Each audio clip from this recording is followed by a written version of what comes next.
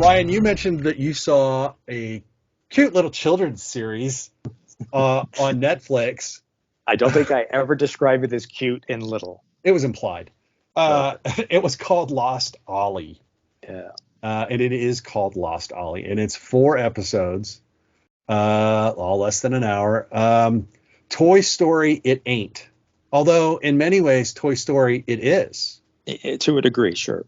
Um, First, let's be clear. Toy Story 4 made me cry twice, once at the beginning of the movie and once at the end of the movie, because all the feels. Lost Dolly has lots of feels in it, but it is also the darkest parts of Toy Story taken to the dark degree. Yeah. It is about a patchwork rabbit who wakes up in a box in a thrift store and doesn't remember where he is or how he got there. But he starts to remember Billy, his boy. And so the series is his efforts to escape the thrift store and find his way home to Billy. But he doesn't remember where he is or why he's gone or what happened. So we get glimpses of his life all through the series. And he's being helped by Zozo the clown, always a creepy. And yeah, this is a messed up show, man. I think it's. I mean, I don't know that I would describe it as that. I think that. So I did some interviews for this one, and I may have made Gina cry. But Gina Rodriguez plays Billy's mom.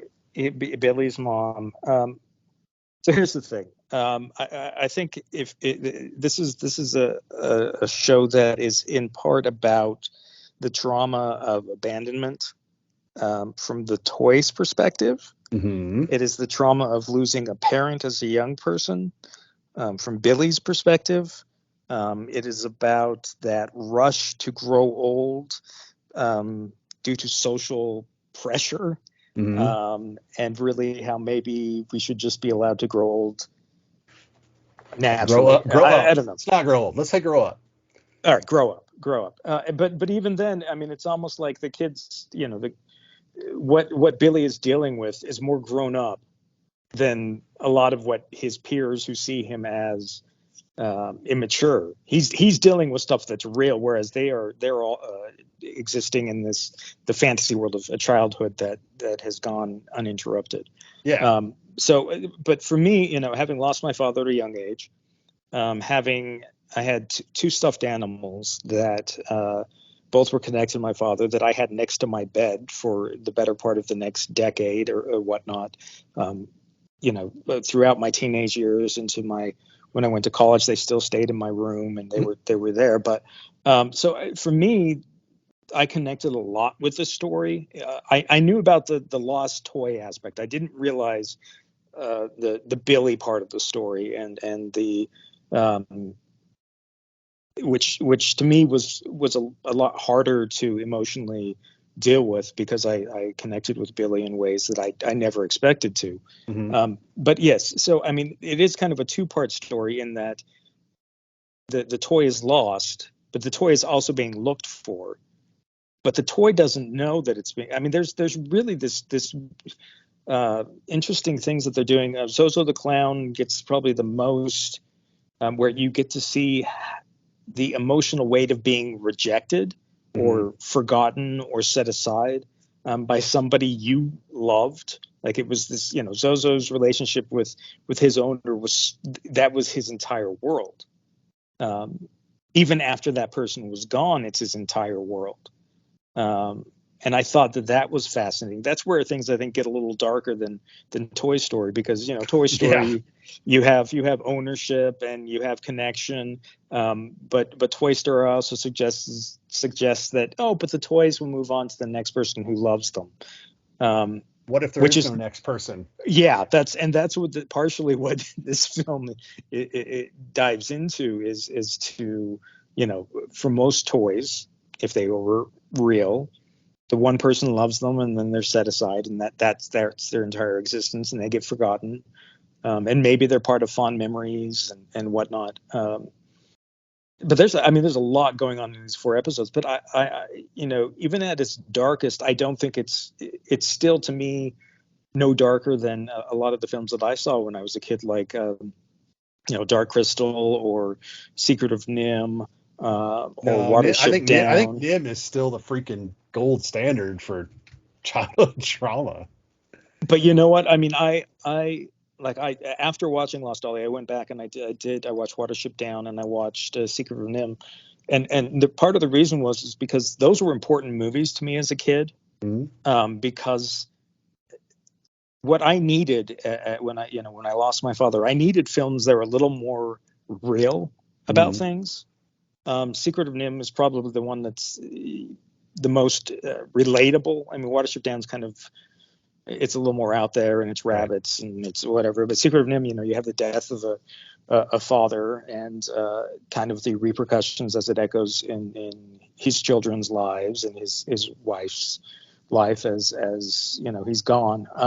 But those movies were so incredibly important to me as a kid, because those are the movies that helped me get through the garbage that life was throwing at me.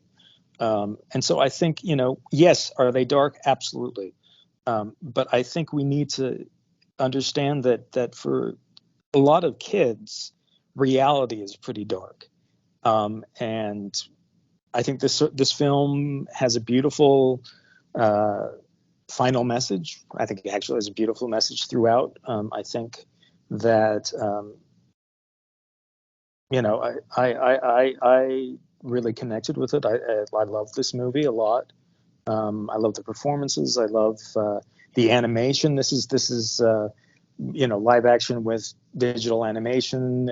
This is I mean, it's magical to a certain Mhm. degree, and sometimes the magic tricks are a little darker than I mean, in that last episode, there's a moment where I went, "Oh my gosh, whoa!" And then Yeah. I thought, "Okay, well, am I surprised that they went there a little bit? But does it work?" And it's like, well, yeah, actually, yes. I mean, how else does this play out? Um, and again, it has a lot to do with trauma and being left behind, and not knowing how to define yourself when your whole life has been defined by the person you're with, sort of thing. Yeah. But I think,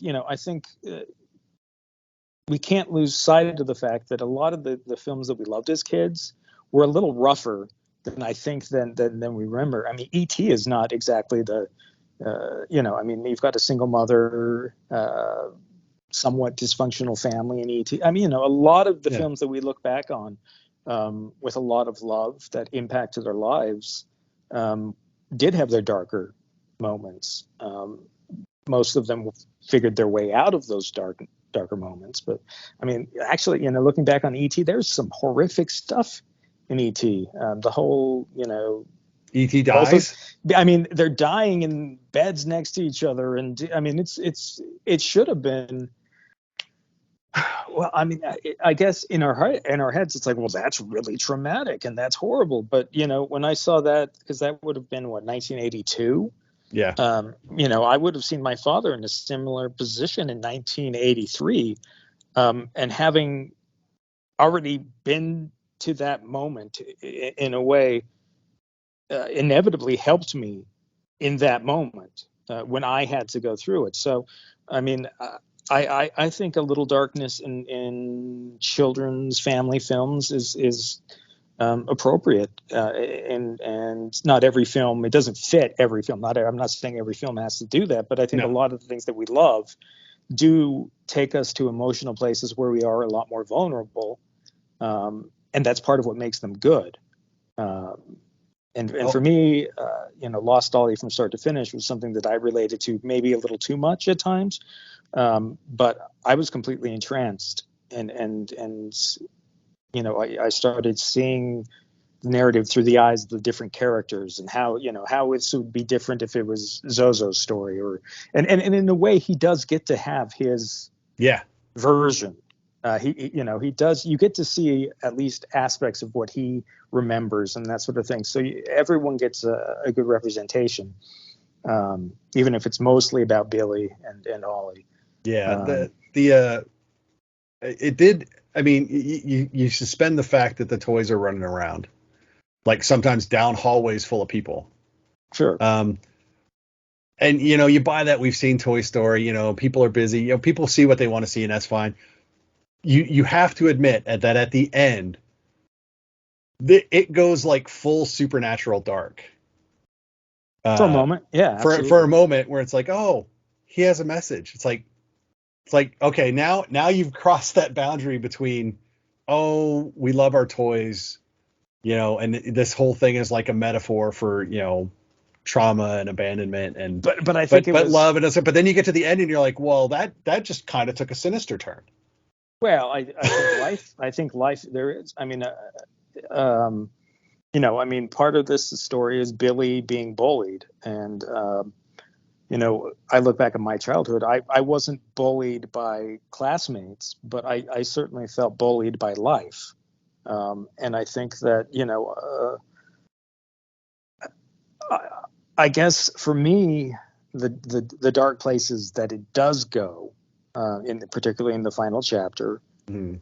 um, didn't feel excessively dark because compared to what real experiences I went through as a kid, that was kind of oh, okay, and I love the way it's done because um, the animation and the it's how I would have liked to imagine life to a Right. certain degree, and that includes the dark moments. As a kid, I would have particularly after my father's death, I would have included uh, the dark turns because that was the way I understood life.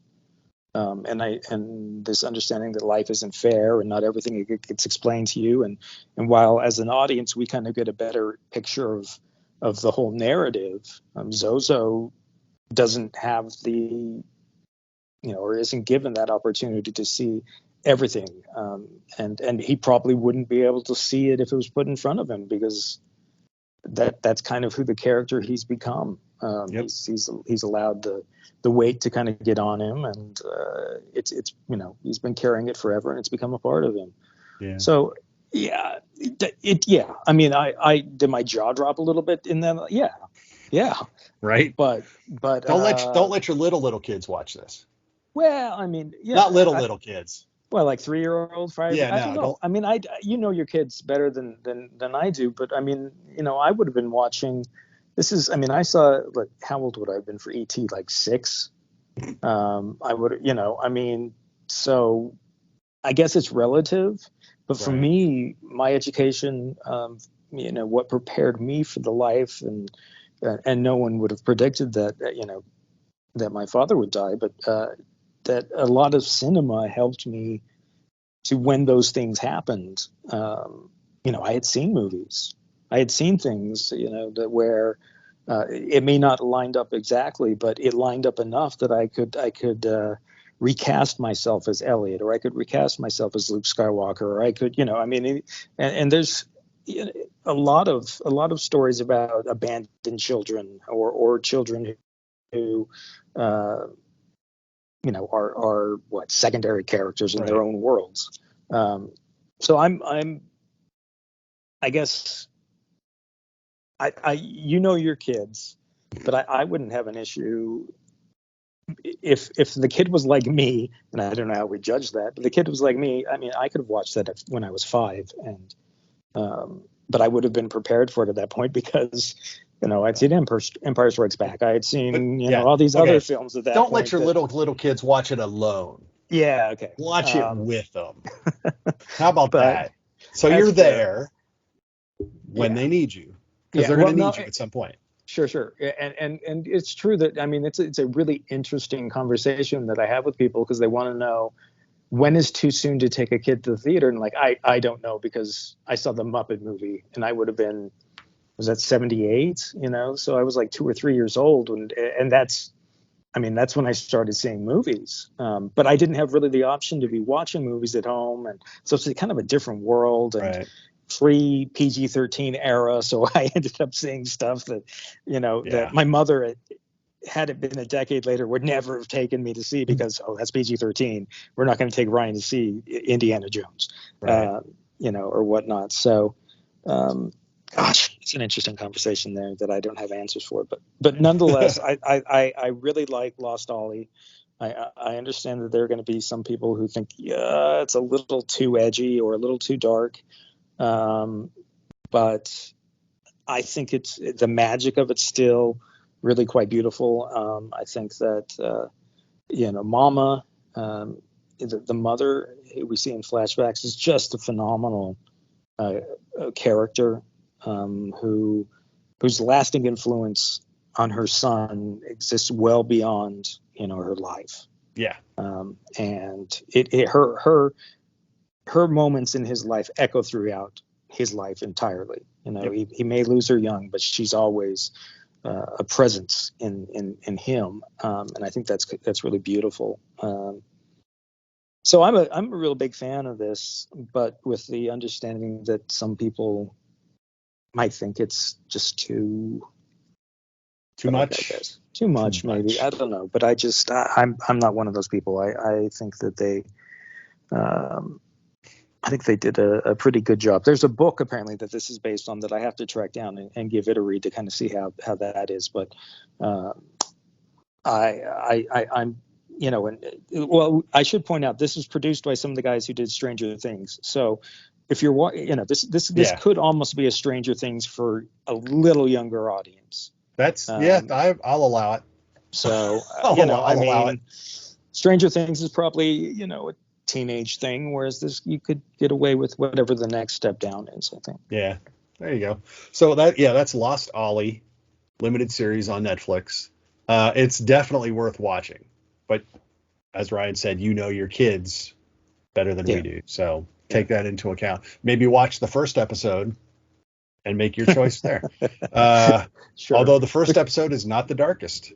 No, well, and it's not the best either. I think it gets better as you go along because there's more context. There's more context. So that first episode you might get to the end of and you might be a little, I'm not really sure about this, but I think once you make it at least into the second, you'll get a really good understanding of where it's going and what it's about.